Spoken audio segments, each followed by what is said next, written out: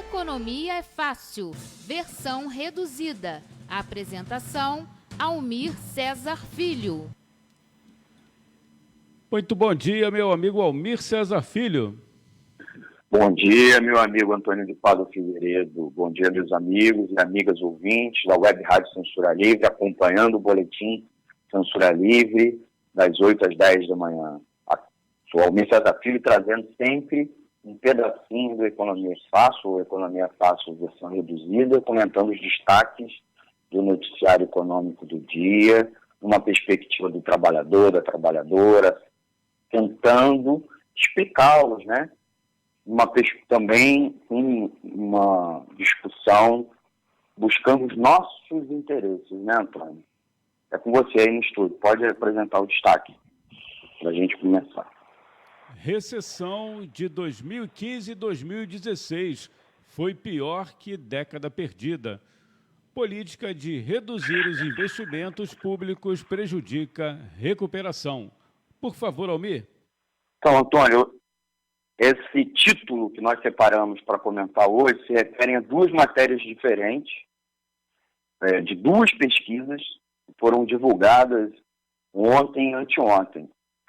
Eu sugiro também acompanhar a matéria no jornal Monitor Mercantil, que é um dos jornais especializados em economia que eu acompanho, inclusive recomendo aos nossos ouvintes, porque ele apresenta as matérias, os fatos e compõe os artigos de suas matérias por uma perspectiva que não é do pessoal da grande banca, né, dos banqueiros, do sistema financeiro, do grande capital, porque esse grupo pega os fatos e os distorce para encaixar as suas conveniências, os seus interesses. Então, eu sempre sugiro esse jornal, é dele que eu monto aqui algumas resenhas para as matérias, é a parte dele que eu comento, então eu sempre indico. Existem outros veículos, talvez mais populares, né? As pessoas conhecem mais, como a revista Exame, a revista Isto é Dinheiro, o jornal Valor Econômico, dois portais agora que o pessoal acompanha muito, que é o Infomoney e o Money Times, mas especialmente esses dois são muito vinculados aos interesses do mercado financeiro, ao ponto não só de ser anunciantes deles, tá? Não só anunciantes, o mercado financeiro desses veículos de mídia, mas é dono literalmente dessas instituições e, obviamente, controla a editoria e a escolha dos jornalistas. Então, muito cuidado, né? Eu não estou falando em não ler esses veículos, né? Não acompanhar notícias a partir deles, mas ter cuidado, né, ao lê-los, que eles têm uma perspectiva, eles têm um viés que não interessa ao trabalhador e à trabalhadora. Como também boa parte da grande mídia de notícias gerais, né? Reafirmo aqui, apesar de ainda não entrar na notícia, eu acho importante destacar aqui para os nossos amigos e amigas. A grande imprensa, ela está na mão do grande capital e principalmente do mercado financeiro, por três motivos. São os principais anunciantes, é só a gente ver televisão, principalmente no horário que passa os telejornais, que a maior parte dos anúncios publicitários são anúncios de grandes bancos, ou vendendo serviços, né, financeiros. A outra questão, os veículos de mídia estão literalmente endividados, e sua dívida é com o mercado financeiro. Então, quem está na mão do agiota não vai enfrentar o agiota, tem medo dele. E o terceiro é que uma parte considerável dos veículos de mídia, se não em todo ou em parte, são controlados, são de propriedade do grande capital e também, é claro, especialmente do mercado financeiro. Então, vamos lá à pesquisa, né? São duas pesquisas, como eu disse, eu estou me referenciando com notícia. É uma notícia que não teve muita repercussão, mas a gente traz aqui o que a gente considera um destaque para a gente entender a nossa realidade, para os trabalhadores e trabalhadoras tanto se prevenirem quanto enfrentar essa realidade para mudar, né? Não adianta a gente só analisar a realidade, é preciso entendê-la para enfrentá-la para a gente melhorá-la. Está aqui, ó, um estudo muito recente produzido pela Confederação Nacional do Comércio de Bens, Serviços e Turismo, a CNC, que é a entidade patronal dessa área. Portanto, é uma pesquisa do grande capital, mas não do mercado financeiro e da indústria, né? Indica que a década de 2010, a década que está se fechando agora, causou mais prejuízos ao país do que a de 1980, que é conhecida como a década perdida. Quem não vivenciou aquela época, ou porque era muito pequeno e nem tinha nascido, acompanha pelos livros de história, pelas matérias que fazem referência à década de 1980, que foi uma década de muita inflação no país, né? Em vários momentos beirando a hiperinflação, a gente vivenciou o que alguns chamam de superinflação, fora vários anos de recessão, intercalados com anos de muito crescimento da economia, mas, em geral, anos que estavam acompanhados de saltos gigantes da inflação. E, de acordo com a pesquisa, e compara os indicadores dos dois períodos, né, a recessão de 2015 e 2016 teve efeitos ainda mais adversos do que a dos anos 1980, resultando em recuperação lenta da economia, com reflexo no mercado de trabalho e na concentração de renda. Quer dizer, e apenas esses 2 anos são não só equivalentes a 10 anos da década de 1980, como ainda foram muito piores, muito mais graves para a economia brasileira.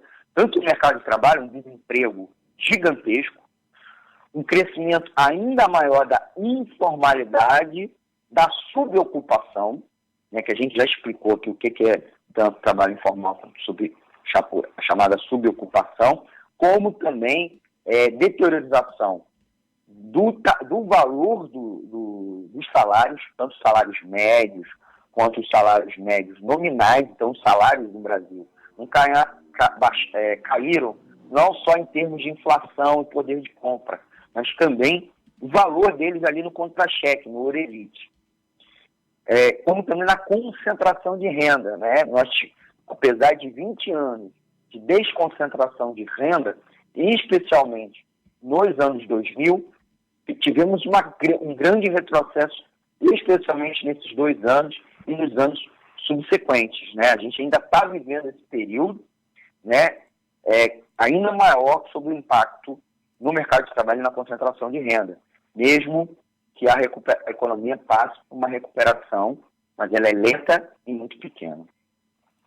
Aí, segundo a própria entidade, né, a CNC, ambas as décadas tiveram um impacto contundente, palavras deles, né, contundente nas empresas e trabalhadores, como o aumento do desemprego e a ampliação da má distribuição e concentração de riqueza, ocasionando uma piora significativa nas condições de vida dos brasileiros.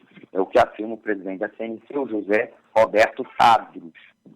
Em relação à evolução do Produto Interno Bruto, o PIB, que é a soma de riquezas do país, né, durante um ano, o Brasil cresceu 33,3%, a taxa média anual de 2,9%, no intervalo de 10 anos iniciados em 1980. Então, apesar da instabilidade macroeconômica, PIB, preços, inflação, né, mercado de trabalho, etc., dos anos 80, o Brasil, ao longo de 10 anos, cresceu 33,3%. E uma taxa média de 2,9%. Já no período, a partir de 2010, quer dizer, só nos 10 anos, de 2010 a 2020, nota-se um crescimento abaixo da metade, acumulado em 14,1%, com média anual de 1,3%. Então, gente, os 10 anos dos anos de 1980 e os 9 anos, né, da década de 2010, o Brasil na década de 2010 cresceu menos, quase a metade do que nos anos 1980, e olha que aquela década é taxada de década de perdida, para vocês verem como estamos numa má situação. Os anos 2010, nós passamos apesar de o ano de 2010 em si e o ano de 2011, tivemos ainda um crescimento considerável, mas já a partir do final de 2011, passamos a vivenciar aquilo que a grande imprensa chamou de PIBinho, principalmente nos anos Dilma, né? Fazer grande chacota dos dados do PIB do primeiro governo Dilma. Já o segundo governo Dilma, tivemos 2 anos de recessão e com Temer e Bolsonaro voltamos a ter os PIBinhos. Inclusive, agora, o primeiro ano de Bolsonaro deve registrar um crescimento abaixo do crescimento dos 2 anos e meio de Temer. É bem pior. Aquilo que o mercado financeiro, né, os analistas do mercado especulavam, previam um crescimento vigoroso, uma grande aceleração da recuperação econômica, nós vivenciamos ao contrário disso. E a gente já falou aqui o porquê, né? Mas essa pesquisa aprofunda os porquês, né? Segundo a análise da CNC, se o PIB de 2019 aumentar 1%, e não vai, porque as pesquisas já preliminares, os dados preliminares, já apontam que a gente deve crescer em torno entre 0,80% a 0,89%. Mas se aumentar 1%, confirma a expectativa, o que confirmaria a expectativa do mercado, a economia brasileira deverá registrar baixo crescimento médio anual durante esse período, retardando as chances de absorver o contingente de desempregados. O cenário é bem diferente do que observado nos anos 1980, quando mesmo com as recessões de 1981 e 1983, verificou-se forte capacidade de recuperação, evidenciada através do ritmo de crescimento econômico durante a segunda metade da década, afirma o Antônio Everton, economista da CNC, responsável pelo trabalho, tá bom? O que acontece? Nos anos 1980, a crise encolheu a produção brasileira em 7,2%, enquanto nos anos 2010 a contração foi ligeiramente menor, foi de 6,9%. Contudo, a economia não conseguiu encontrar condições suficientes para voltar a crescer a partir de 2017. Então, de acordo, né, gente, com o economista da CNC, o crescimento médio entre 2017 e 2019 pode ter ficado em 1,2%. Já na década de 1980, de 1984 até 1989, depois das recessões, a economia cresceu aproximadamente 30% completo. Então, quando acaba, especialmente quando acaba a ditadura, né, começa o governo Sarney, a economia volta a se recuperar, né? As recessões vivenciadas pelo Brasil na primeira metade da década de 1980, inclusive precipitaram o fim da ditadura. As pessoas acham que a ditadura foi uma época de crescimento vigoroso da economia, de geração de emprego, e não é verdade. Nós passamos por muitas crises econômicas. Inclusive, essas crises que empurraram a população a buscar meios, né, institucionais ou via movimentos sociais para derrubar aquele regime político.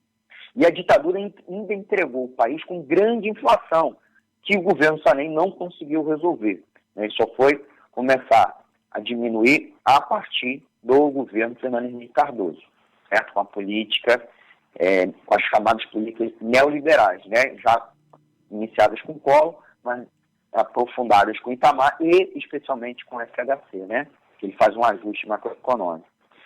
Apesar de terem sido feitos, apesar de terem tido efeitos semelhantes na vida do brasileiro, as crises de 1980 e 2010, tiveram motivações distintas.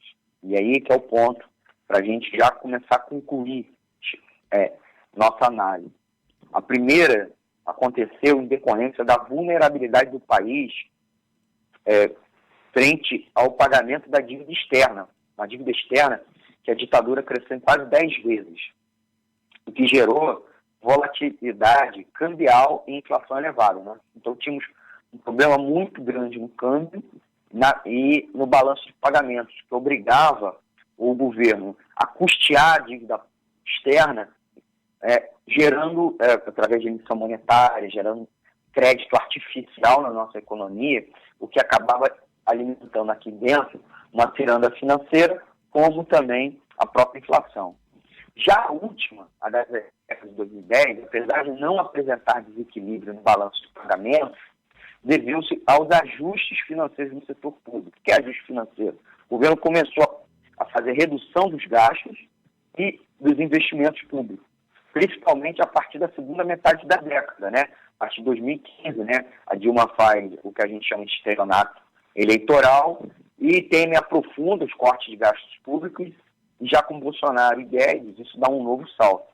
Então, a lentidão da recuperação durante os anos de 2010 pode ser atribuída à menor capacidade do setor público em realizar investimentos, assim como do setor privado, em capitanear o crescimento. Quer dizer, o governo corta os investimentos públicos, mas a iniciativa privada não substitui os investimentos. Então, a gente, inclusive, vê nas empresas privatizadas a qualidade dos serviços, principalmente advindo da baixa infraestrutura dessas empresas, cada vez pior, né? Então, ampliando a comparação para o cenário internacional, as decisões de política econômica posicionaram o Brasil na contramão do resto do mundo, nos dois momentos. E aí vem um estudo do Instituto Brasileiro de Economia, o IBRE, da Fundação Getúlio Vargas, a FGV, que é uma instituição de direita, não é uma universidade pública, né? Não é balbúrdia, não é esquerdopata, né? Muito ligado ao mercado financeiro, porque inclusive financia os cursos dela, que aponta que entre 1981 e 1990, e depois do período 2011-2018, o Brasil cresceu menos do que o resto do mundo, e aquém das economias emergentes. Entre 1981 e 1990, entretanto, conseguiu superar o crescimento das economias da América Latina e Caribe. Enquanto o resto do mundo se ajustava às alternâncias, às mudanças no mercado global, né, o advento da globalização, o Brasil optava por fazer justamente o contrário. O país andou a reboque da economia internacional, atrasando seu desenvolvimento, ressalta o Antônio Everton. O estudo também comparou indicadores como taxa de investimento, taxa de desemprego, carga tributária, inflação, desigualdade, população, setor externo e bolsa de valores. Eu, sugiro a quem quiser mais informações, dar uma lida nas duas pesquisas, um lá no site da Confederação Nacional do Comércio e a outra lá no IBRE, no site da FGV. Tá bom? Lá vocês vão conseguir, principalmente da FGV, os dados com minúcias, as análises deles, mas mostra o problema-chave da economia brasileira, nesse momento, é o problema do investimento público e do gasto público. A política econômica do Bolsonaro e Paulo Guedes é muito equivocada, ela significa ampliar um remédio que já estava matando o paciente, com Temer e com, segundo o governo Dilma. Então, a gente vai aprofundar a doença ao invés de buscar cura. Então, é urgente derrotar a política econômica de Paulo Guedes, né? Paulo Guedes fanfarrão, porque o país não vai se recuperar, né, usando o receituário neoliberal. Muito pelo contrário, vamos seguir patinando com efeitos ainda pior que vivenciamos na década perdida de 1980. Tá bom, Antônio? Então eu encerro por aqui, volto com você no estúdio, agradeço aí pelo espaço e, como sempre, peço aos nossos ouvintes a dar o like aí na live do Facebook e curtir nosso vídeo no canal do YouTube, compartilhar nas suas redes sociais dúvidas, críticas, sugestões, deixe uma mensagem nas nossas redes sociais, manda uma mensagem para o nosso WhatsApp e, é claro, tem a opção do nosso e-mail do programa Economia Fácil, que é economiafácil@gmail.com, tá bom? Volta amanhã mais ou menos no mesmo horário e amanhã tem o Economia Fácil versão estendida às 20 horas aqui pela Web Rádio Censura Livre, www.clwebradio.com, ou vocês podem acompanhar a nossa emissora pelos aplicativos de rádio online, principalmente o RádioNet, ou baixando o nosso exclusivo lá na Play Store. Antônio, é com você no estúdio. Muito obrigado e até amanhã. Muito obrigado, Almir Cesar Filho. Um ótimo dia. Abraço nossos ouvintes e até amanhã. Tchau, tchau. Economia é fácil. Versão reduzida. Apresentação: Almir Cesar Filho.